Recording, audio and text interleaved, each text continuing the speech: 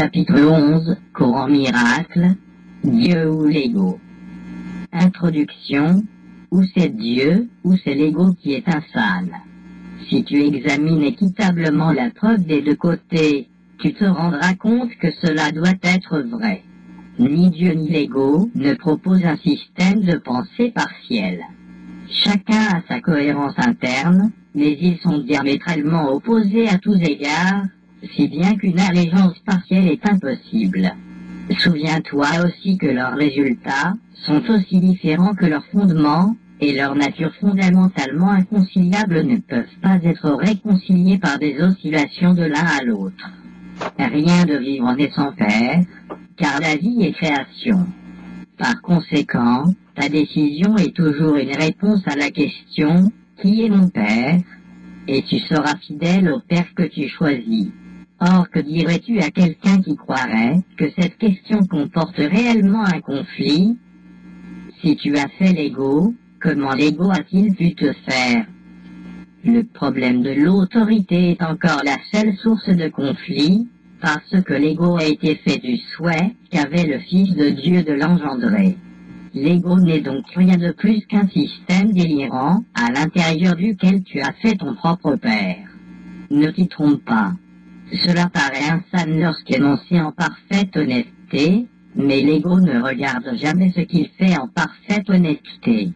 Or voilà sa prémisse insane, cachée avec soin dans la sombre pierre angulaire de son système de pensée.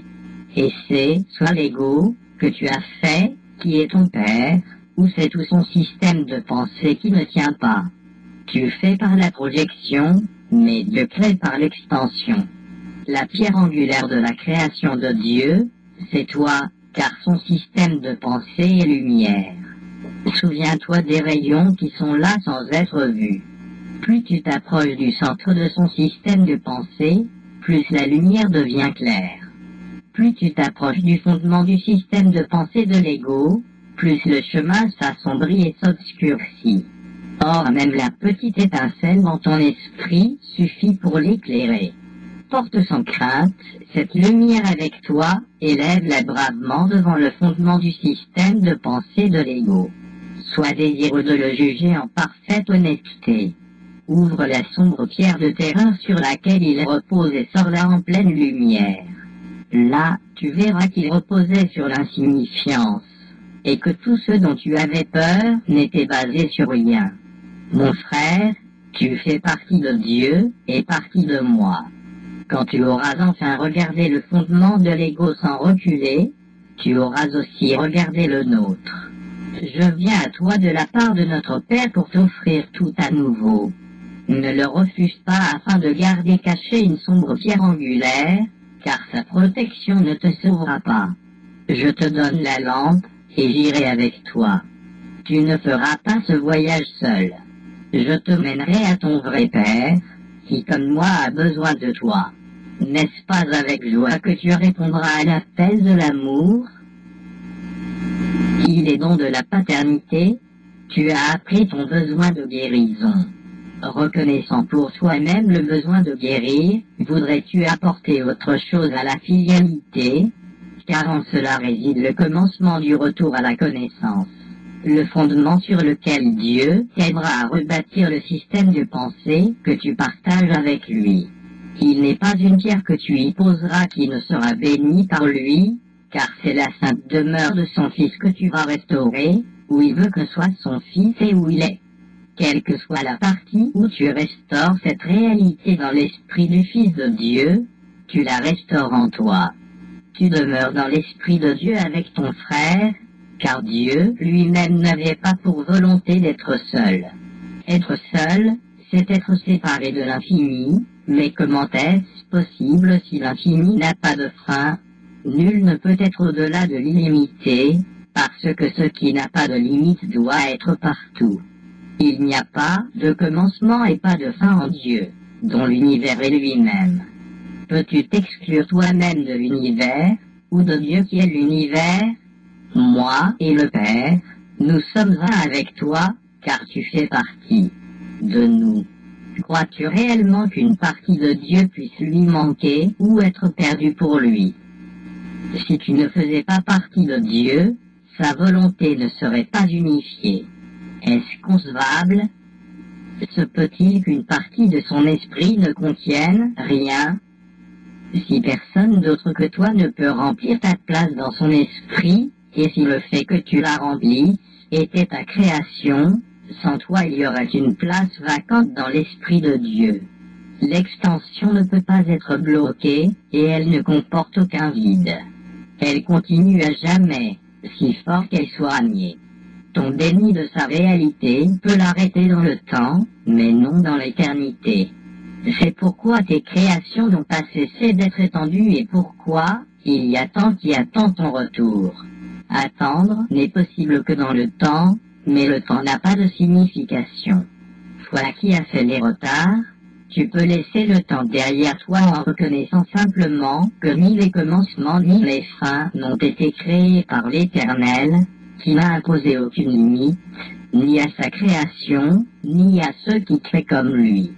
Tu ne connais pas cela simplement parce que tu as tenté de limiter ce qu'il a créé, et tu crois, ainsi que toute création est limitée. Comment, donc, ayant nié l'infini, pourrais-tu connaître tes créations? Les lois de l'univers ne permettent pas de contradiction. Ce qui tient pour Dieu tient pour toi. Si tu crois que tu es absent de Dieu, tu croiras qu'il est absent de toi. L'infini n'a pas de signification sans toi, et tu n'as pas de signification sans Dieu. Dieu et son Fils n'ont pas de fin, car nous sommes l'univers. Dieu n'est pas incomplet, et il n'est pas sans enfant. Parce qu'il n'a pas voulu être seul, il a créé un Fils pareil à lui-même. Ne lui nie pas son Fils, car ton désir d'accepter sa paternité t'a nié la tienne. Vois ses créations comme son Fils, car les tiennes ont été créées en l'honneur de lui. L'univers de l'amour ne s'arrête pas parce que tu ne le vois pas plus que tes yeux fermés n'ont perdu la faculté de voir. Regarde la gloire de sa création, et tu apprendras ce que Dieu a gardé pour toi. Dieu t'a donné une place dans son esprit qui est tienne à jamais. Or, tu ne peux la garder qu'en la donnant, comme elle t'a été donnée. Pourrais-tu y être seul, quand elle t'a été donnée, parce que Dieu n'avait pas pour volonté d'être seul? L'Esprit de Dieu ne peut pas être diminué. Il ne peut qu'être augmenté, car tout ce qu'il crée a pour fonction de créer. L'amour ne limite pas, et ce qu'il crée n'est pas limité. Donner sans limite, c'est la volonté de Dieu pour toi, parce que cela seul peut apporter la joie qui est sienne et qu'il veut partager avec toi. Ton amour est sans borne comme le sien, parce que c'est le sien. Se pourrait-il qu'une quelconque partie de Dieu soit sans son amour, et se pourrait-il qu'une quelconque partie de son amour soit contenue? Dieu est ton héritage, parce que son seul don est lui-même. Comment peux-tu donner, sauf comme lui, si tu veux connaître le don qu'il t'a fait? Donne, donc, sans limite et sans fin, pour apprendre combien il t'a donné. Ton aptitude à l'accepter dépend de ton désir de donner comme il donne. Ta paternité et ton Père sont un. Dieu a pour volonté de créer ta volonté et la sienne. Il s'ensuit, donc, que ta volonté est de créer, puisque ta volonté suit de la sienne. Étant une extension de sa volonté, la tienne doit être la même. Or, ta volonté, tu ne la connais pas. Cela n'est pas étrange quand tu te rends compte que nier ne pas connaître la volonté de Dieu et que tu es son Fils. En niant cela, tu nies ta propre volonté. Par conséquent, tu ne connais pas ce qu'elle est. Tu dois demander quelle est la volonté de Dieu en toutes choses, parce que c'est la tienne. Tu ne connais pas ce qu'elle est, mais le Saint-Esprit s'en souvient pour toi. Par conséquent, demande-lui quelle est la volonté de Dieu pour toi, et il te dira quelle est la tienne. On ne saurait répéter trop souvent que tu ne la connais pas. Chaque fois que ce que le Saint-Esprit te dit paraît contraignant, c'est simplement que tu n'as pas reconnu ta volonté. La projection de l'ego fait paraître la volonté de Dieu, comme si elle était à l'extérieur de toi, et donc n'était pas la tienne. Selon cette interprétation, il semble possible que la volonté de Dieu et la tienne soient en conflit. Il peut donc sembler que Dieu exige de toi ce que tu ne veux pas donner, et te prive ainsi de ce que tu veux. Dieu, qui ne veut que ta volonté, serait-il capable de cela? Ta volonté est sa vie, qui t'a donné. Même dans le temps, tu ne peux pas vivre à part de lui. Le sommeil n'est pas la mort.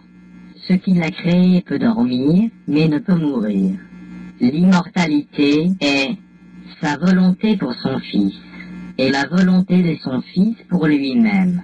Le Fils de Dieu ne peut pas avoir la mort comme volonté pour lui-même parce que son Père est la vie, et son Fils est comme lui. La création est ta volonté parce que c'est la sienne. Tu ne peux pas être heureux à moins de faire ce qui est véritablement ta volonté, et tu ne peux pas changer cela parce que c'est immuable. C'est immuable par la volonté de Dieu et la tienne, car autrement sa volonté ne serait pas étendue. Tu as peur de connaître la volonté de Dieu parce que tu crois que ce n'est pas la tienne. Cette croyance est toute ta maladie et toute ta peur. Chaque symptôme de maladie et de peur surgit là, parce que c'est cette croyance qui fait que tu veux ne pas connaître. Croyant cela, tu te caches dans les ténèbres en niant que la lumière est en toi. Il t'est demandé de faire confiance au Saint-Esprit seulement parce qu'il parle pour toi. Il est la voie pour Dieu, mais n'oublie jamais que Dieu n'avait pas pour volonté d'être seul. Il partage sa volonté avec toi. Il ne te l'impose pas. Souviens-toi toujours que ce qu'il donne, il le garde, si bien que rien de ce qu'il donne ne peut le contredire. Toi qui partages sa vie, tu dois la partager pour la connaître, car partager, c'est connaître. Béni sois-tu qui apprends qu'entendre la volonté de ton Père, c'est connaître la tienne. Car ta volonté est d'être comme lui, dont la volonté est qu'il en soit ainsi. La volonté de Dieu est que son Fils soit un, et uni avec lui dans son unité. C'est pourquoi guérir est le début de la reconnaissance que ta volonté est la sienne. L'invitation à la guérison. Si la maladie est séparation, la décision de guérir et d'être guéri est le premier pas vers la reconnaissance de ce que tu veux véritablement. Chaque attaque est un pas qui t'en éloigne, et chaque pensée de guérison t'en rapproche. Le Fils de Dieu a Père et Fils à la fois, parce qu'il est à la fois Père et Fils. Unir, avoir et être, c'est unir ta volonté à la sienne, car il te veut lui-même. Et tu te veux à lui parce que, dans ta parfaite compréhension de lui, tu connais qu'il y a une seule volonté. Or, quand tu attaques n'importe quelle partie de Dieu et de son royaume, ta compréhension n'est pas parfaite, et ce que tu veux réellement est donc perdu pour toi. Ainsi la guérison devient une leçon de compréhension, et plus tu t'y exerces, meilleur tu deviens comme enseignant et comme apprenant. Si tu as nié la vérité, pourrais-tu avoir meilleur témoin de sa réalité que ceux qu'elle a guéris? Mais sois sûr de te compter parmi eux, car dans ton désir de te joindre à eux, ta guérison est accomplie. Chaque miracle que tu accomplis te parle de la paternité de Dieu. Chaque pensée de guérison que tu acceptes, soit de ton frère ou dans ton propre esprit, t'enseigne que tu es le Fils de Dieu. Dans chaque pensée blessante que tu as, ou que tu l'aperçoives, réside le déni de la paternité de Dieu et de ta fidélité. Or le déni est aussi total que l'amour. Tu ne peux pas nier une partie de toi-même, parce que le reste semblera être séparé et donc sans signification. Et cela n'ayant aucune signification pour toi, tu ne le comprendras pas. Nier la signification, c'est manquer de comprendre. Tu ne peux guérir que toi-même, car seul le Fils de Dieu a besoin de guérison. Tu en as besoin parce que tu ne te comprends pas toi-même. Par conséquent, tu ne sais pas ce que tu fais. Ayant oublié ta volonté, tu ne sais pas ce que tu veux réellement. La guérison est signe que tu veux rendre entier. Et ce désir t'ouvre l'oreille à la voix du Saint-Esprit, dont le message est l'entièreté. Il te permettra d'aller bien au-delà de la guérison que tu voudrais entreprendre, car à côté de ton petit désir de rendre entier, il posera sa propre complète volonté et rendra la tienne entière. Qu'est-ce que le Fils de Dieu ne peut pas accomplir avec la paternité de Dieu en lui? Et pourtant, l'invitation doit venir de toi, car tu as sûrement appris que celui dont tu fais ton invité demeurera avec toi. À un autre qui ne lui fait pas bon accueil, le Saint-Esprit ne peut parler parce qu'il ne sera pas entendu. L'Éternel invité restera, mais sa voix s'affaiblit en compagnie étrangère. Il a besoin de ta protection, seulement parce que ta sollicitude est signe que tu le veux. Pense comme lui ne serait-ce qu'un tout petit peu, et la petite étincelle devient un torrent de lumière qui emplit ton esprit de sorte qu'il devient ton seul invité. Chaque fois que tu demandes à l'ego d'entrer, tu diminues sa bienvenue. Il restera, mais tu t'es allié contre lui. Quel que soit le voyage que tu choisis de faire, il ira avec toi et attendra. Tu peux en toute sécurité te fier à sa patience, car il ne peut pas quitter une partie de Dieu. Mais tu as besoin de bien plus que de patience. Tant que tu ne connaîtras pas ta fonction, et tant que tu ne la rempliras pas, tu ne pourras jamais trouver de repos, car en cela seulement ta volonté et celle de ton Père peuvent se joindre entièrement. L'avoir, lui, c'est être comme lui, et il s'est donné lui-même à toi. Toi qui as Dieu, tu dois être comme Dieu, car sa fonction est devenue la tienne avec son don. Invite cette connaissance à revenir dans ton esprit, et ne laisse rien entrer qui l'obscurcisse. L'invité que Dieu t'a envoyé t'enseignera comment le faire pour peu que tu reconnaisses la petite étincelle et sois désireux de la laisser grandir. Ton désir n'a pas besoin d'être parfait, parce que le sien l'est. Offre-lui ne serait-ce qu'une petite place, et il l'éclairera si bien que tu la laisseras s'augmenter avec joie. Et par cette augmentation, tu commenceras à te souvenir de la création. Voudrais-tu être l'otage de l'ego ou l'hôte de Dieu? Tu accepteras seulement celui que tu invites. Tu es libre de déterminer qui sera ton invité et combien de temps il restera avec toi. Or, ce n'est pas la véritable liberté, car cela dépend encore de ta façon de voir. Le Saint-Esprit est là, bien qu'il ne puisse t'aider sans ton invitation. Et l'ego n'est rien, que tu l'invites ou non à entrer. La véritable liberté dépend invité seul. Le Saint-Esprit est réel. Connais, donc, qui demeure avec toi en reconnaissant simplement ce qui est déjà là, et ne te satisfais pas de consolateurs imaginaires, car le consolateur de Dieu est en toi. Des ténèbres à la lumière. Quand tu es là, souviens-toi que tu t'es blessé toi-même. Ton consolateur te reposera, mais tu ne peux pas le faire toi-même. Tu ne sais pas comment, car autrement jamais tu n'aurais pu te lasser. À moins de te blesser toi-même, tu ne pourrais jamais souffrir en aucune manière, car ce n'est pas la volonté de Dieu pour son Fils. La douleur n'est pas de lui, car il ne connaît pas l'attaque, et ça fait entour en silence. Dieu est toute quiétude, car il n'y a pas de conflit en lui. Le conflit est la racine de tous les maux, car étant aveugle, il ne voit pas qui il attaque. Or c'est toujours le Fils de Dieu qui l'attaque, et tu es le Fils de Dieu. Le Fils de Dieu a certes besoin de consolation, car il ne sait pas ce qu'il fait, croyant que sa volonté n'est pas la sienne. Le royaume est à lui, et pourtant il est sans demeure. Chez lui en Dieu, il est seul, et parmi tous ses frères, il est sans amis. Dieu permettrait-il que cela soit réel, alors que lui-même n'avait pas pour volonté d'être seul? Et si ta volonté est la sienne, ce ne peut pas être vrai de toi, parce que ce n'est pas vrai de lui. Ô mon enfant, si tu connaissais ce que Dieu veut pour toi, ta joie serait complète. et ce qu'il veut est arrivé, car cela a toujours été vrai. Quand la lumière vient, et que tu as dit, la volonté de Dieu est mienne, tu verras une telle beauté que tu connaîtras qu'elle n'est pas de toi. Dans ta joie, tu créeras la beauté en son nom, car ta joie ne saurait pas plus être contenue que la sienne.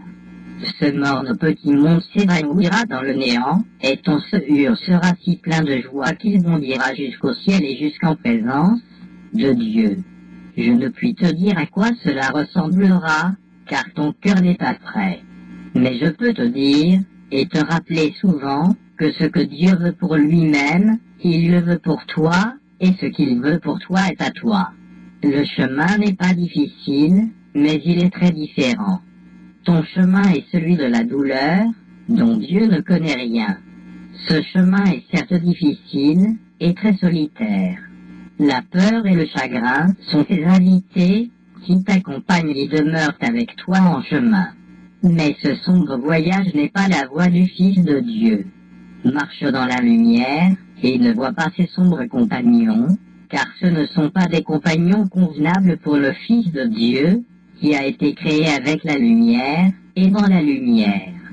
La grande lumière t'entoure toujours, et irradie de toi. Comment peux-tu voir ces sombres compagnons dans une telle lumière? Si tu les vois, c'est uniquement parce que tu nies la lumière.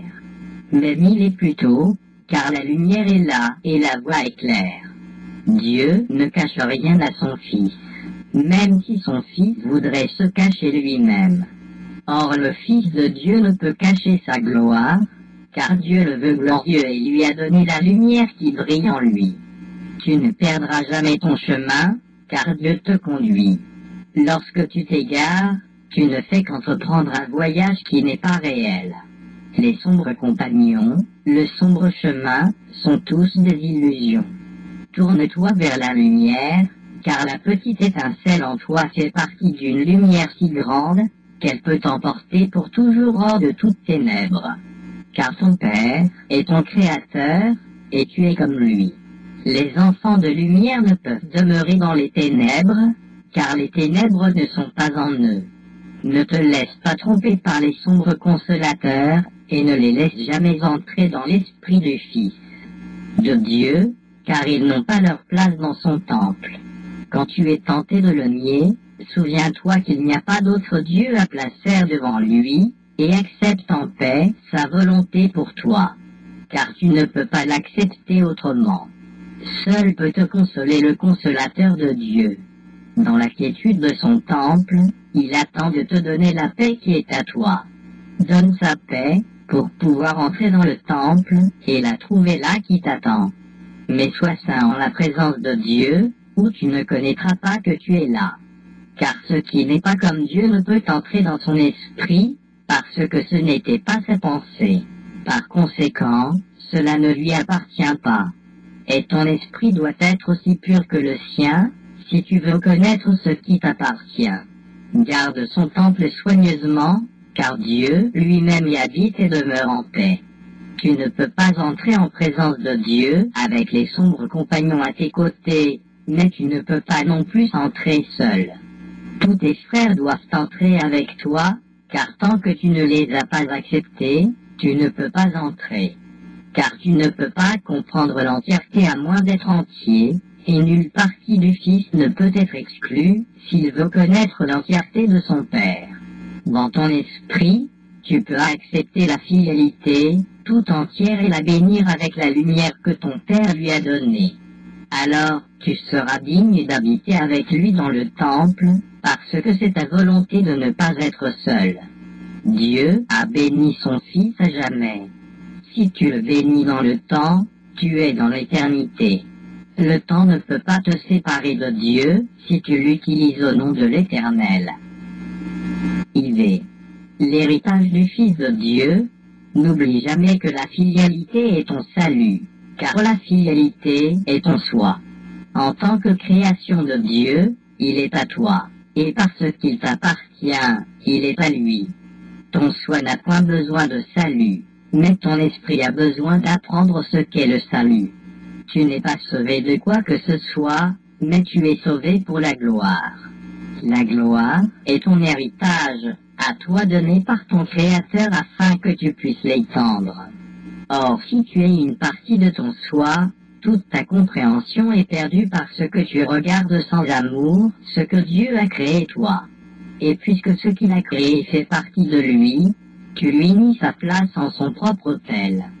Pourrais-tu essayer de rendre Dieu sans demeure et connaître que tu es chez toi? Le Fils peut-il nier le Père sans croire que le Père l'a nié?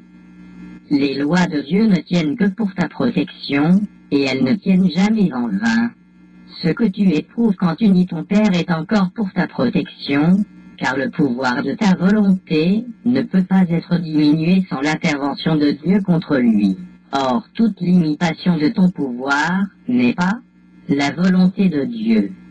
Par conséquent, tourne-toi uniquement vers le pouvoir que Dieu t'a donné pour te sauver, en te souvenant qu'il est à toi parce qu'il est à lui, et joins-toi à tes frères dans sa paix. Ta paix réside dans son illimitation.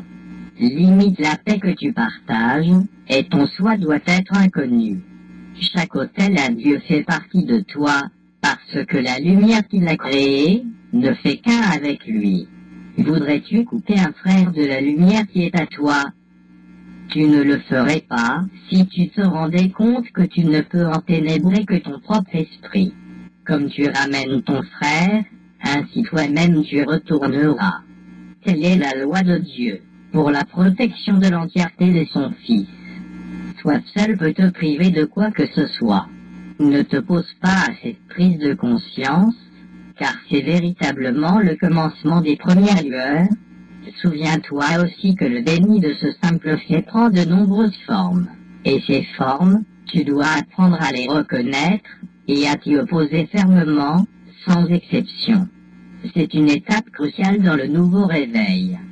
Les phases initiales de ce renversement sont souvent assez douloureuses, car lorsque le blâme est retiré du dehors, il y a une forte tendance à le nourrir au-dedans. Il est difficile au début de se rendre compte que c'est exactement la même chose, car il n'y a aucune distinction entre le dedans et le dehors. Si tes frères font partie de toi et que tu les blâmes de tes privations, tu te blâmes toi-même. Et tu ne peux pas te blâmer toi-même sans les blâmer. C'est pourquoi le blâme doit être défait et non vu ailleurs. Fais-toi le porter, et tu ne peux pas te connaître, car il n'y a que l'ego qui blâme. Le blâme de soi est, donc, une identification à l'ego, et c'est autant une défense de l'ego que de blâmer les autres. Tu ne peux pas entrer en la présence de Dieu si tu attaques son Fils. Quand son Fils élèvera la voix à la louange de son Créateur, il entendra la voix pour son Père. Or, le Créateur ne peut pas être loué sans son Fils, car leur gloire est partagée et ils sont glorifiés ensemble. Le Christ est à l'autel de Dieu, attendant d'y accueillir son Fils. Mais viens entièrement sans condamnation, car autrement tu croiras que la porte est barrée et que tu ne peux pas entrer. La porte n'est pas barrée et il est impossible que tu ne puisses entrer dans le lieu où Dieu veut que tu sois. Mais aime-toi de l'amour du Christ, car c'est ainsi que t'aime ton Père. Tu peux refuser d'entrer, mais tu ne peux pas barrer la porte que le Christ tient ouverte. Viens à moi qui la tiens ouverte pour toi, car tant que je vis, elle ne peut être fermée, et je vis pour toujours. Dieu est ma vie et la tienne, et il n'est rien que Dieu ni à son Fils. À l'autel de Dieu, le Christ attend le rétablissement de lui-même en toi. Dieu connaît son Fils aussi entièrement irréprochable que lui-même, et c'est en appréciant son Fils que l'on s'approche de lui. Le Christ attend que tu l'acceptes comme étant toi-même, et son entièreté comme étant la tienne. Car le Christ est le Fils de Dieu, qui vit en son Créateur, et resplendit de sa gloire. Le Christ est l'extension de l'amour, et de la beauté de Dieu, aussi parfait que son Créateur, et en paix avec lui. Béni soit le Fils de Dieu dont le rayonnement est de son Père, et qui a pour volonté de partager sa gloire comme son Père la partage avec lui. Il n'y a pas de condamnation dans le Fils, car il n'y a pas de condamnation dans le Père. Partageant l'amour parfait du Père, le Fils doit partager ce qui lui appartient, car autrement il ne connaîtra ni le Père ni le Fils.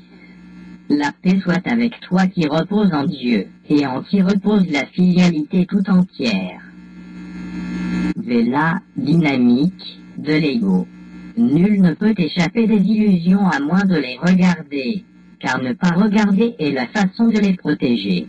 Il n'y a pas lieu de reculer devant les illusions, car elles ne peuvent pas être dangereuses.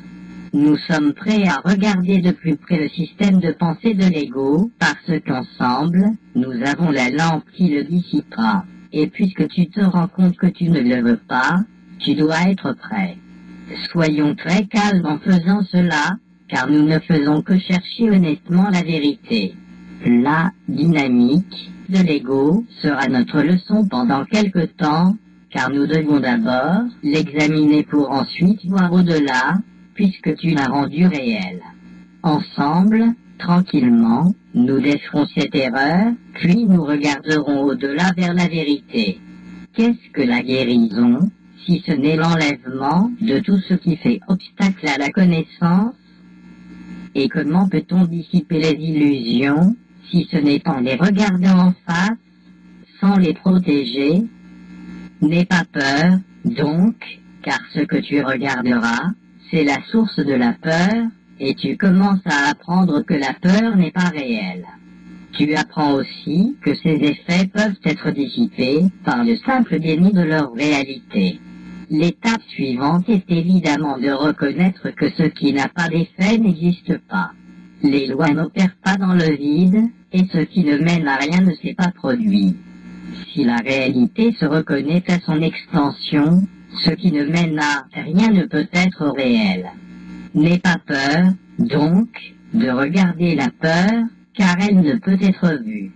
Par définition, la clarté défait la confusion, et de regarder les ténèbres à la lumière doit les dissiper. Commençons cette leçon sur la dynamique de l'ego, en comprenant que l'expression elle-même ne signifie rien. Elle contient dans ses termes mêmes la contradiction qui la rend insignifiante. Le mot « dynamique » suggère le pouvoir de faire quelque chose, et toute la fausseté de la séparation réside dans la croyance que l'ego a le pouvoir de faire quoi que ce soit. L'ego te fait peur parce que tu crois cela. Or la vérité est toute simple, tout pouvoir est de Dieu. Ce qui n'est pas de lui n'a pas le pouvoir de faire quoi que ce soit. Quand nous regardons l'ego, donc, nous ne considérons pas une dynamique, mais un délire. Tu peux sûrement observer sans crainte un système délirant, car il ne peut avoir d'effet si sa source n'est pas réelle. Il devient encore plus évident que la peur est inappropriée si tu reconnais le but de l'ego, qui est si clairement insensé que tout effort fait en son nom est nécessairement dépensé pour rien. Le but de l'ego est très explicitement sa propre autonomie. Depuis le commencement, donc, son but est d'être séparé, se suffisant à lui-même et indépendant de tout pouvoir autre que le sien. Voilà pourquoi il est le symbole de la séparation. Chaque idée a un but, et ce but est toujours la conséquence naturelle de ce qu'elle est. Tout ce qui émane de l'ego est la conséquence naturelle de sa croyance centrale, et la façon de défaire ces résultats est simplement de reconnaître que leur source n'est pas naturelle, étant en désaccord avec ta vraie nature. J'ai dit plutôt que de vouloir à l'encontre de Dieu, ce n'est pas réellement vouloir, mais prendre ses souhaits pour la réalité. Sa volonté est une parce que l'extension de sa volonté ne peut pas être différente d'elle-même. Ce que tu éprouves réellement, donc, c'est le conflit entre les vains souhaits de l'ego et la volonté de Dieu que tu partages. Cela peut-il être un réel conflit? Ton indépendance est celle de la création et non de l'autonomie. Ta fonction créatrice réside tout entière dans ta complète dépendance de Dieu, qui partage sa fonction avec toi. Par son désir de la partager, il est devenu aussi dépendant de toi que tu l'es de lui. N'attribue pas l'arrogance de l'ego à celui dont la volonté est de ne pas être indépendant de toi. Il t'inclut dans son autonomie. Peux-tu croire que l'autonomie ait une signification à part de lui? La croyance en l'autonomie de l'ego te coûte la connaissance de ta dépendance de Dieu, en laquelle réside ta liberté. L'ego considère toute dépendance comme menaçante, et il a tourné même ta soif de Dieu en un moyen de s'établir lui-même. Mais ne te laisse pas tromper par son interprétation de ton conflit. L'ego attaque toujours au nom de la séparation. Croyant avoir le pouvoir de le faire, il ne fait rien d'autre, parce que son but d'autonomie n'est rien d'autre. Dans sa confusion, l'ego ne sait rien de la réalité, mais il ne perd pas de vue son but. Il est bien plus vigilant que toi, parce qu'il est parfaitement certain de son but. Ta confusion vient du fait que tu ne reconnais pas le tien. Tu dois reconnaître que la dernière chose que souhaite l'ego, c'est que tu te rendes compte que tu as peur de lui. Car si l'ego pouvait susciter la peur, cela diminuerait ton indépendance et affaiblirait ton pouvoir. Or, sa seule prétention à ton allégeance est le pouvoir qu'il peut te donner. Sans cette croyance, tu ne l'écouterais pas du tout. Comment, donc, son existence peut-elle continuer si tu te rends compte qu'en l'acceptant tu te rapetisses et te prives toi-même de pouvoir? L'ego peut te permettre, et de fait, il te permet de te considérer toi-même hautain, incroyant, le cœur léger, distant, sans émotion profonde, endurci, indifférent et même désespéré, mais pas réellement apeuré. Minimiser la peur, mais sans la défaire, c'est pour l'ego un effort constant, et c'est certain talent où il met beaucoup d'ingéniosité. Comment peut-il prêcher la séparation sans la soutenir au moyen de la peur, et l'écouterais-tu si tu reconnaissais que c'est ce qu'il fait? Ce qui menace l'ego d'une manière fondamentale, c'est donc que tu reconnaisses que quoi que ce soit qui semble te séparer de Dieu n'est que la peur, quelque forme qu'elle prenne et peu importe la façon dont l'ego voudrait que tu en fasses l'expérience. Son rêve d'autonomie est ébranlé jusque dans ses fondements par cette prise de conscience. Car bien que tu puisses admettre une fausse idée d'indépendance, tu n'accepteras pas le coup de la peur si tu le reconnais. Or, tel est le coup, et l'ego ne peut pas le minimiser. Si tu passes sur l'amour, c'est sur toi-même que tu passes, et tu dois craindre l'irréalité parce que tu t'es nié toi-même. En croyant avoir réussi à attaquer la vérité, tu crois que l'attaque a un pouvoir. C'est donc de toi, tout simplement, que tu t'es mis à avoir peur. Et nul ne veut trouver ce qu'il croit capable de le détruire. Si le but d'autonomie de l'ego pouvait s'accomplir, cela pourrait faire échouer le but de Dieu, ce qui est impossible. C'est seulement en apprenant ce qu'est la peur que tu pourras enfin apprendre à distinguer le possible de l'impossible et le faux du vrai. Selon l'enseignement de l'ego, son but peut être accompli et le but de Dieu ne peut pas l'être. Selon l'enseignement du Saint-Esprit, seul le but de Dieu peut être accompli et il est déjà accompli. Dieu est aussi dépendant de toi que tu l'es de lui parce que son autonomie englobe la tienne. Par conséquent, elle est incomplète sans elle. Tu ne peux établir ton autonomie qu'en t'identifiant à lui et en remplissant ta fonction telle qu'elle existe en vérité. L'ego croit que le bonheur est d'accomplir son but. Mais il t'est donné de connaître que la fonction de Dieu est la tienne, et le bonheur ne peut pas se trouver à part de votre volonté conjointe. Reconnais seulement que le but de l'ego, que tu as poursuivi si diligemment, ne t'a apporté que la peur, et il devient difficile de maintenir que la peur est le bonheur. Soutenu par la peur, c'est ce que l'ego voudrait que tu crois. Or le Fils de Dieu n'est pas insane, et il ne peut pas le croire. Qu'il le reconnaisse seulement, et il ne l'acceptera pas. Car seuls ceux qui sont insanes choisiraient la peur à la place de l'amour, et seuls ceux qui sont insanes pourraient croire que l'amour peut être gagné par l'attaque. Mais ceux qui sont saints d'esprit se rendent compte que seule l'attaque pourrait produire la peur, dont l'amour de Dieu les protège complètement. L'ego analyse. Le Saint-Esprit accepte. Apprécier l'entièreté, cela ne peut venir que de l'acceptation, car analyser signifie décomposer ou séparer du reste. Il est clair que tenter de comprendre la totalité en la décomposant, c'est l'approche typiquement contradictoire que l'ego utilise en tout. L'ego croit que le pouvoir, la compréhension et la vérité résident dans la séparation, et pour établir cette croyance, il doit attaquer. Inconscient que la croyance ne peut pas être établie et obsédée par la conviction que la séparation est le salut. L'ego attaque tout ce qu'il perçoit en le décomposant en petites parties déconnectées, sans relation signifiante entre elles, et par conséquent sans signification. L'ego substituera toujours le chaos à la signification, car si la séparation est le salut, l'harmonie est une menace.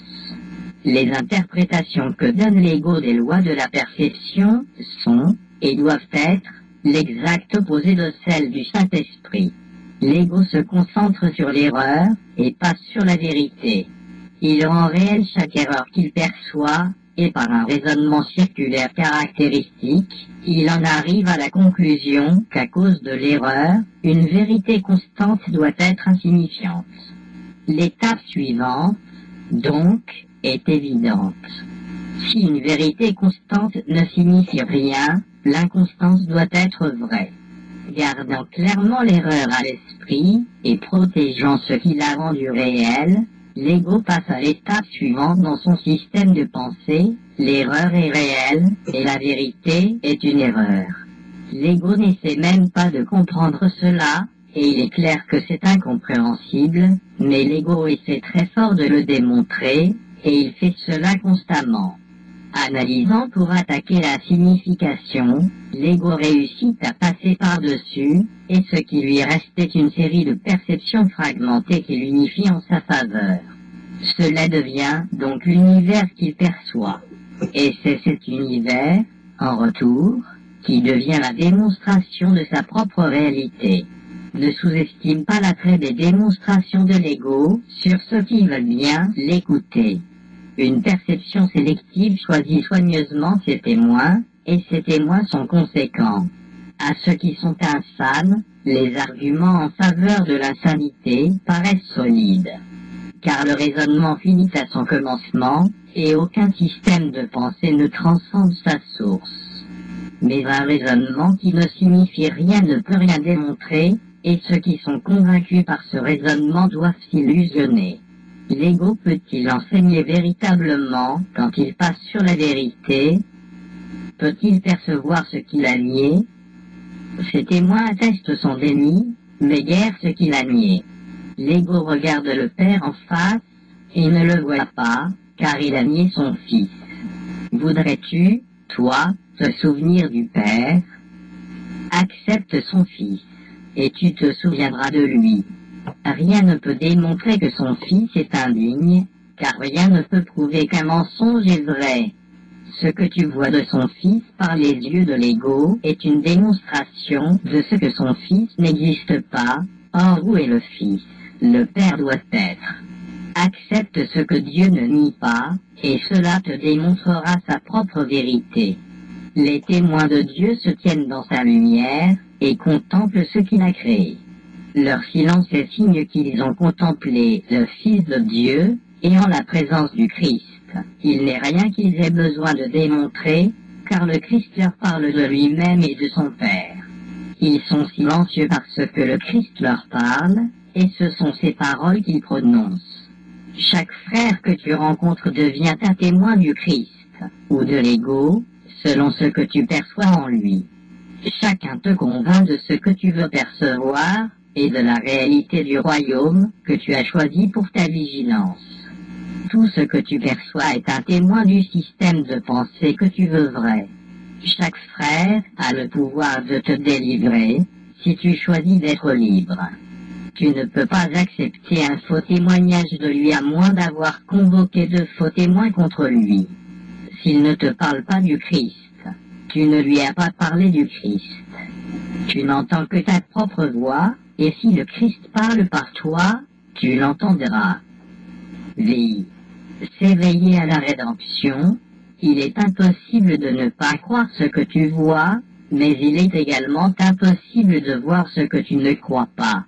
Les perceptions sont construites sur les bases de l'expérience, et l'expérience mène aux croyances. C'est seulement une fois que les croyances sont fixées que les perceptions se stabilisent. En fait, donc, ce que tu crois, tu le vois.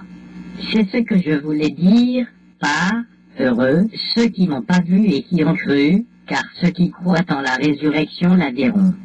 La résurrection est le triomphe complet du Christ sur l'ego, non par l'attaque, mais par la transcendance. Car le Christ s'élève au-dessus de l'ego et de toutes ses œuvres, et monte jusqu'au Père, et à son royaume. Voudrais-tu te joindre à la résurrection ou à la crucifixion? Voudrais-tu condamner tes frères ou les libérer? Voudrais-tu transcender ta prison et monter vers le Père? Ces questions sont toutes les mêmes, et elles trouvent leur réponse ensemble. Il y a eu beaucoup de confusion quant à ce que signifie la perception, parce que le mot est utilisé à la fois pour la prise de conscience et pour son interprétation. Or, tu ne peux pas être conscient sans interpréter, car ce que tu perçois est ton interprétation. Ce cours est parfaitement clair. Si tu ne le vois pas clairement, c'est parce que ton interprétation va à son encontre. Par conséquent, tu ne le crois pas. Et puisque la croyance détermine la perception, tu ne perçois pas ce qu'il signifie, et par conséquent, tu ne l'acceptes pas. Or, différentes expériences conduisent à différentes croyances, et avec elles à différentes perceptions. Car les perceptions sont apprises avec les croyances, et le fait est que l'expérience enseigne. Je te conduis vers un nouveau type d'expérience, que tu seras de moins en moins désireux de nier. Apprendre du Christ est facile, car percevoir avec lui n'implique aucun effort. Ces perceptions sont ce dont tu es naturellement conscient, et ce sont seulement les distorsions que tu introduis qui te fatiguent. Laisse le Christ en toi interpréter pour toi, et n'essaie pas de limiter ce que tu vois par de petites croyances étroites, qui sont indignes du Fils de Dieu. Car jusqu'à ce que le Christ ne vienne à lui-même, le Fils de Dieu se verra lui-même comme étant son Père. Je suis ta résurrection et ta vie. Tu vis en moi parce que tu vis en Dieu. Et chacun vit en toi comme tu vis en chacun. Peux-tu, donc, percevoir l'indignité en un frère sans la percevoir en toi-même? Et peux-tu la percevoir en toi-même sans la percevoir en Dieu? Crois en la résurrection parce qu'elle a été accomplie, et elle a été accomplie en toi. Cela est aussi vrai maintenant que ce ne sera jamais, car la résurrection est la volonté de Dieu, qui ne connaît pas de temps et pas d'exception. Mais ne fais pas toi-même d'exception, ou tu ne percevras pas ce qui a été accompli pour toi. Car nous montons ensemble vers le Père, ainsi qu'au commencement, maintenant et à jamais, car telle est la nature du Fils de Dieu comme son Père l'a créé. Ne sous-estime pas le pouvoir de la dévotion du Fils de Dieu, ni le pouvoir que le Dieu qu'il adore a sur lui. Car il se place lui-même à l'autel de son Dieu, que ce soit le Dieu qui l'a fait, ou le Dieu qui l'a créé. Voilà pourquoi son esclavage est aussi complet que sa liberté, car il n'obéira qu'au Dieu qui l'accepte. Le Dieu de la crucifixion exige qu'il crucifie, et ses adorateurs obéissent. En son nom, ils se crucifient eux-mêmes, croyant que le pouvoir du Fils de Dieu est né du sacrifice et de la douleur. Le Dieu de la résurrection n'exige rien, car il n'a pas pour volonté d'enlever. Il ne requiert pas l'obéissance, car l'obéissance implique la soumission. Il voudrait seulement que tu apprennes ce qu'est ta volonté, et que tu la suives, non pas dans un esprit de sacrifice et de soumission, mais dans la joie de la liberté. La résurrection doit gagner ton allégeance dans la joie, parce qu'elle est le symbole de la joie. Toute sa puissance irrésistible tient au fait qu'elle représente ce que tu veux être. La liberté de laisser derrière toi tout ce qui te blesse, t'humilie et t'effraie, ne peut pas t'être imposée, mais elle peut être offerte par la grâce de Dieu. Et tu peux l'accepter par sa grâce, car Dieu est plein de grâce pour son Fils, l'acceptant pour sien sans aucune question. Qui, donc, est le tien? Le Père a donné tout ce qui est à lui, et lui-même est à toi avec eux. Garde-les en leur résurrection, car autrement tu ne t'éveilleras pas en Dieu, en sécurité et entouré de ce qui est à toi à jamais. Tu ne trouveras pas la paix avant d'avoir retiré les clous des mains du Fils de Dieu, et d'avoir ôté la dernière épine de son front. L'amour de Dieu entoure son Fils que le Dieu de la crucifixion condamne. N'enseigne pas que je suis mort en vain. Enseigne plutôt que je ne suis pas mort en démontrant que je vis en toi. Car défaire la crucifixion du Fils de Dieu, c'est l'œuvre de la rédemption dans laquelle chacun a un rôle d'égale valeur. Son Fils non coupable, Dieu ne le juge pas. S'étant donné lui-même à lui, comment pourrait-il en être autrement? Tu t'es cloué à une croix, et tu as placé une couronne d'épines sur ta propre tête. Or, tu ne peux pas crucifier le Fils de Dieu, car la volonté de Dieu ne peut pas mourir. Son Fils a été rédimé de sa propre crucifixion, et tu ne peux pas assigner à la mort celui à qui Dieu a donné la vie éternelle.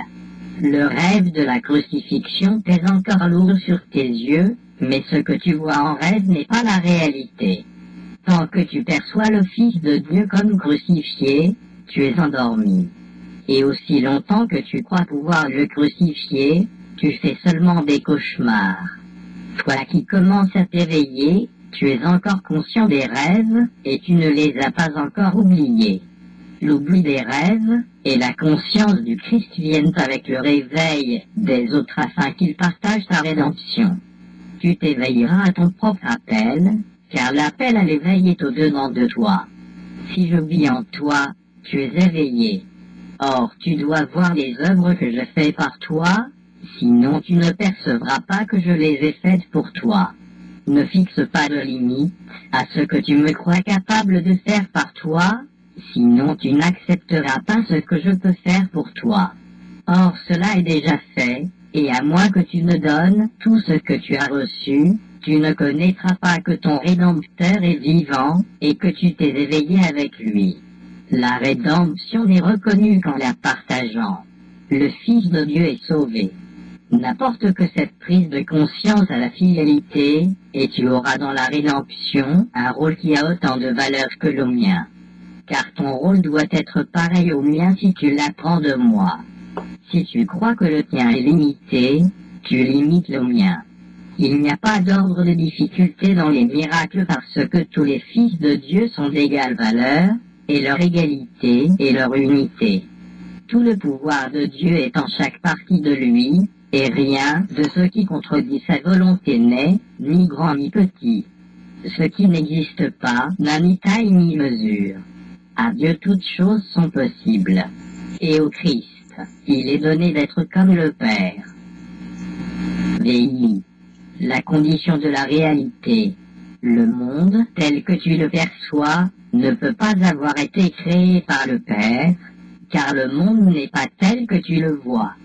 Dieu n'a créé que l'éternel, et tout ce que tu vois est périssable.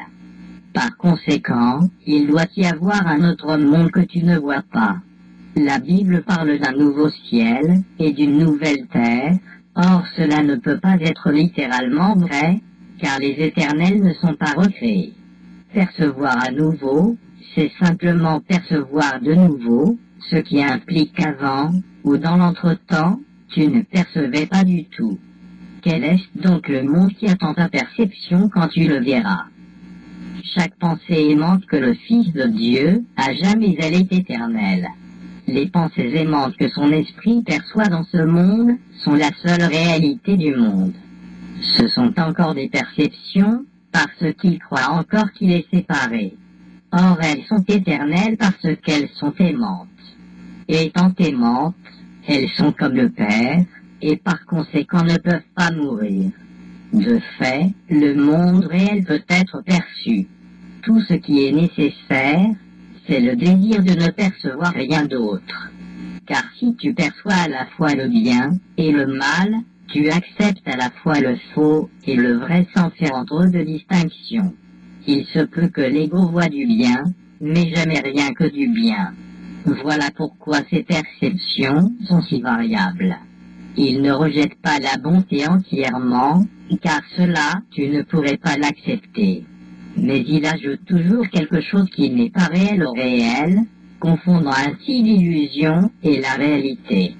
Car les perceptions ne peuvent pas être partiellement vraies. Si tu crois en la vérité et en l'illusion, tu ne peux dire laquelle est vraie.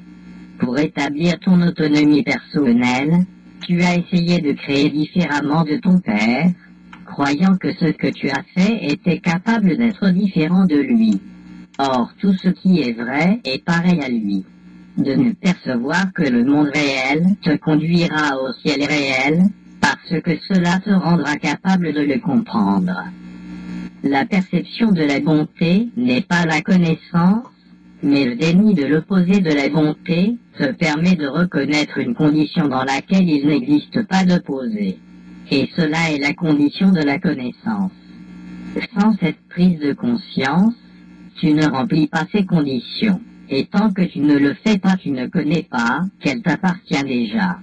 Tu as fait de nombreuses idées que tu as placées entre toi et ton Créateur, et ces croyances sont le monde tel que tu le perçois. La vérité n'est pas absente ici, mais elle est obscure.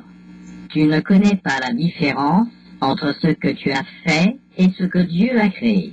Ainsi, tu ne connais pas la différence entre ce que tu as fait et ce que tu as créé.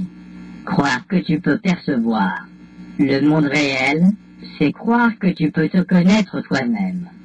Tu peux connaître Dieu parce que sa volonté est d'être connu. Le monde réel est tout ce que le Saint-Esprit a sauvé pour toi de ce que tu as fait, et le salut est de ne percevoir que cela, parce que c'est reconnaître que la réalité est uniquement ce qui est vrai. VII. Le problème et la réponse. Ce cours est très simple. Tu penses peut-être que tu n'as pas besoin d'un cours qui enseigne, en définitive, que seule la réalité est vraie. Mais le crois-tu? Quand tu percevras le monde réel, tu reconnaîtras que tu ne le croyais pas. Or, la rapidité avec laquelle ta nouvelle et seule perception réelle sera traduite en connaissance ne te laissera qu'un instant pour te rendre compte que cela seul est vrai. Et alors, tout ce que tu as fait sera oublié, le bon et le mauvais, le faux et le vrai. Car quand le ciel et la terre deviendront un, même le monde réel disparaîtra de ta vue. La fin du monde n'est pas sa destruction, mais sa traduction en ciel. La réinterprétation du monde est le transfert de toute perception en connaissance. La Bible te dit de devenir comme les petits-enfants. Les petits-enfants reconnaissent qu'ils ne comprennent pas ce qu'ils perçoivent. Ainsi, ils demandent ce que cela signifie. Ne fais pas l'erreur de croire que tu comprends ce que tu perçois, car sa signification est perdue pour toi. Or, le Saint-Esprit en a sauvé la signification pour toi, et si tu le laisses l'interpréter, il te rendra ce que tu as jeté. Mais tant que tu penses en connaître la signification, tu ne verras pas le besoin de le lui demander. Tu ne connais pas la signification de quoi que ce soit que tu perçois. Il n'est pas une de tes pensées qui soit entièrement vraie. Reconnaître cela, c'est pour toi un solide début. Tu n'as pas été mal guidé. Tu n'as pas accepté de guide du tout. Ton grand besoin est d'être instruit en perception, car tu ne comprends rien. Reconnais cela, mais ne l'accepte pas, car comprendre est ton héritage. Les perceptions sont apprises, et tu n'es pas sans enseignant. Or, ton désir d'apprendre de lui dépend de ton désir de remettre en question tout ce que tu as appris de toi-même, car toi qui as mal appris, ne devrais pas être ton propre enseignant. Nul ne peut cacher la vérité, sauf à soi-même. Or Dieu ne te refusera pas la réponse qu'il a donnée. Demande, donc, ce qui est à toi, mais que tu n'as pas fait, et ne te défends pas contre la vérité. Tu as fait le problème auquel Dieu a répondu. Par conséquent, pose-toi uniquement cette simple question, est-ce que je veux le problème, ou est-ce que je veux la réponse? Décide-toi pour la réponse et tu l'auras, car tu la verras telle qu'elle est, et elle est déjà à toi. Tu te plains peut-être que ce cours n'est pas assez concret pour que tu puisses le comprendre et l'utiliser. Mais peut-être n'as-tu pas fait ce qu'il préconise concrètement. Ce n'est pas un cours sur le jeu des idées, mais sur leur application pratique. Rien n'est plus concret que de se faire dire, si tu demandes, tu recevras. Le Saint-Esprit répondra à tout problème concret aussi longtemps que tu croiras que les problèmes sont concrets. Sa réponse est à la fois multiple et une tant que tu crois que l'un est multiple. Tu as peut-être peur de son caractère concret, par peur de ce que tu penses que cela exigera de toi. Or c'est seulement en demandant que tu apprendras que rien de Dieu n'exige quoi que ce soit de toi. Dieu donne, il ne prend pas. Quand tu refuses de demander, c'est parce que tu crois que demander revient à prendre plutôt qu'à partager. Le Saint-Esprit te donnera seulement ce qui est à toi et il ne prendra rien en retour. Car ce qui est à toi est tout, et tu le partages avec Dieu. Voilà sa réalité. Le Saint-Esprit, dont la seule volonté est de restaurer, serait-il capable de mésinterpréter la question que tu dois poser pour apprendre sa réponse? Tu as entendu la réponse, mais tu as mal compris la question. Tu crois que demander au Saint-Esprit de te guider, c'est demander d'être privé de quelque chose. Petit enfant de Dieu, tu ne comprends pas ton Père. Tu crois en un monde qui prend, parce que tu crois pouvoir obtenir en prenant. Cette perception t'a fait perdre de vue le monde réel. Tu as peur du monde, tel que tu le vois, mais il suffit toujours que tu demandes, et le monde réel t'appartiendra. Ne te nie pas cela même qui peut seulement te libérer. Rien de Dieu n'asservira son Fils, qu'il a créé libre et dont la liberté est protégée par son être. Béni sois-tu qui es désireux de demander sans peur la vérité à Dieu, car c'est seulement ainsi que tu peux apprendre que sa réponse est la délivrance de la peur. Bel enfant de Dieu, tu demandes seulement ce que je t'ai promis. Crois-tu que je te tromperai? Le royaume des cieux est en toi. Crois que la vérité est en moi, car je connais qu'elle est en toi. Les fils de Dieu n'ont rien qu'ils ne partagent. Demande la vérité à n'importe lequel des fils de Dieu et c'est à moi que tu l'as demandé. Il n'en est pas un parmi nous qui n'ait en lui la réponse, et qui ne l'ait à donner à quiconque la lui demande. Demande n'importe quoi au Fils de Dieu et son Père se répondra, car le Christ ne se trompe pas sur son Père et son Père ne se trompe pas sur lui. Donc ne te trompe pas sur ton frère, et ne vois comme sa réalité que ses pensées aimantes, car en niant que son esprit est divisé, tu guériras le tien. Accepte-le comme son Père l'accepte, et guéris-le dans le Christ, car le Christ est sa guérison et la tienne. Le Christ est le Fils de Dieu qui en aucune façon n'est séparé de son Père, dont chaque pensée est aussi aimante que la pensée de son Père par laquelle il fut créé. Ne te trompe pas sur le Fils de Dieu, car par là, tu dois te tromper sur toi-même. Et t'étant trompé sur toi-même, tu te trompes sur ton Père, en qui nulle tromperie n'est possible. Dans le monde réel, il n'y a pas de maladie, car il n'y a ni séparation ni division. Seules sont reconnues les pensées aimantes, et parce que nul n'est sans ton aide, l'aide de Dieu t'accompagne partout. Comme tu deviendras désireux d'accepter cette aide en la demandant, tu la donneras parce que tu la voudras. Rien ne sera au-delà de ton pouvoir de guérison, parce qu'à ta simple requête rien ne sera refusé. Quel problème ne disparaîtrait pas en présence de la réponse de Dieu? Demande, donc, d'apprendre ce qu'est la réalité de ton frère, parce parce que c'est ce que tu percevras en lui, et tu verras ta beauté reflétée dans la sienne. N'accepte pas la perception variable que ton frère a de lui-même, car son esprit divisé est le tien, et tu n'accepteras pas ta guérison sans la sienne. Car vous partagez le monde réel, comme vous partagez le ciel, et sa guérison est la tienne. T'aimer toi-même, c'est te guérir toi-même, et tu ne peux pas percevoir une partie de toi-même comme malade, et atteindre ton but. Frère, nous guérissons ensemble comme nous vivons ensemble et nous aimons ensemble. Ne te trompe pas sur le Fils de Dieu, car il est un avec lui-même, et un avec son Père. Aime-le, qui est aimé de son Père, et tu apprendras ce qu'est l'amour que le Père a pour toi. Si tu perçois une offense en un frère, arrache l'offense de ton esprit, car c'est par le Christ que tu es offensé, et c'est sur lui que tu te trompes. Guéris dans le Christ, et ne sois pas offensé par lui, car il n'y a pas d'offense en lui. Si ce que tu perçois t'offense, tu es offensé en toi-même et tu condamnes le Fils de Dieu que Dieu ne condamne pas. Laisse le Saint-Esprit ôter toutes les offenses du Fils de Dieu envers lui-même, et ne perçois personne sans qu'il te guide, car il voudrait te sauver de toute condamnation.